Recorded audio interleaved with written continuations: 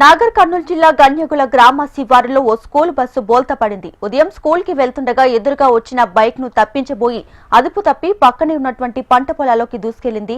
వెంటనే గమనించిన అక్కడి స్థానికులు, రైతులు కూడా విద్యార్థులను క్షేమంగా బయటకు తీసుకొచ్చారు.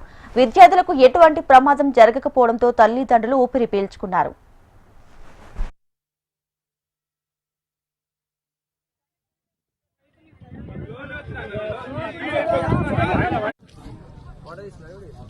వరకు ఇట్లా పరిస్థితి అవుతుంది.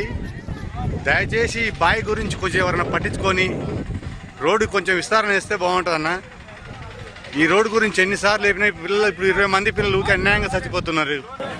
ఏదో త్వరలో మేము ఇక్కడ కూలీలు, నాటు కూలీలు మేము ఈయన దగ్గరలో ఉన్న వాడికి గుంజేసిన నాకు సరిపోయింది.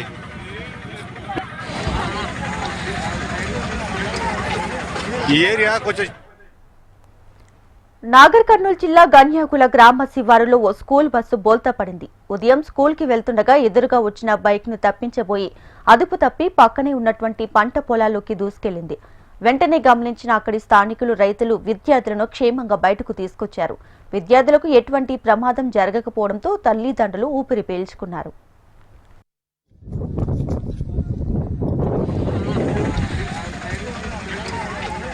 ఈ ఏరియా కొంచెం ఇక్కడ